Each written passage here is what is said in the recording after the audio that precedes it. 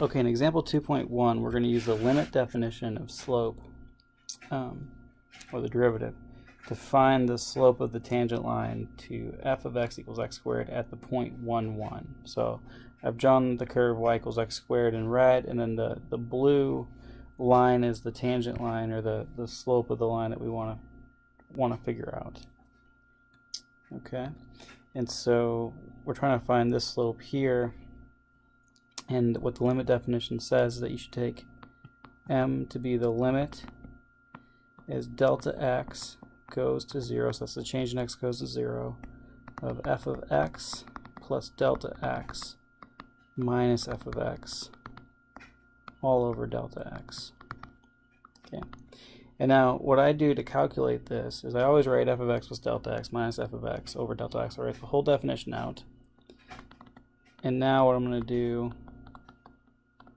is I'm going to write f twice. I'm going to write it in parentheses, and then again in parentheses with a subtraction sign to remind me to subtract all of f of x.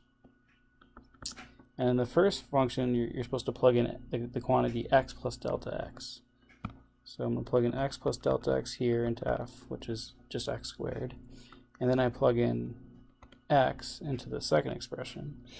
Okay, so this is f plus delta x, that's this part right here. That's x plus delta x squared.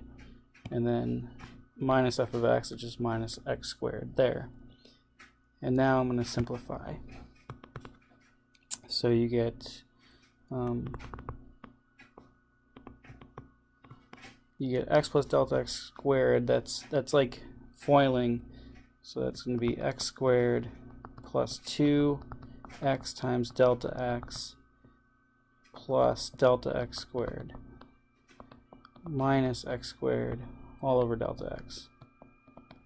And so this delta x, it means change in x, and it's really just a variable. So you could replace it with h or y or whatever variable you wanted to. I've just left it as delta x.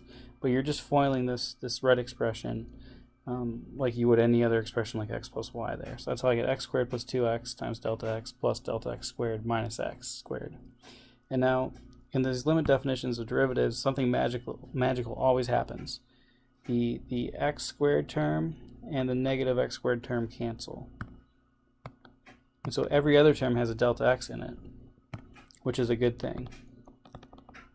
So now I have the limit as delta x goes to 0 of 2x delta x plus delta x squared all over delta x. And now if you try to plug in delta x equals 0 into this expression, you get 0 over 0, which tells you you can factor out a delta x out of the top and the bottom. So I'm going to do that. I'm going to factor out delta x out of the top now. So I get 2x plus delta x times delta x all over delta x. So again, all I did here was factor delta x out. And when you do that, it allows you to cancel the delta x over the delta x. And so now I have the limit as delta x goes to 0 of 2x plus delta x. I have a polynomial in delta x, which means I can plug in x equals 0 into there. And so I end up getting that this is just 2x. And so what that tells me is that the slope at any point x comma y on this curve is going to just be 2 times the x value. So if I want the slope at 1, 1,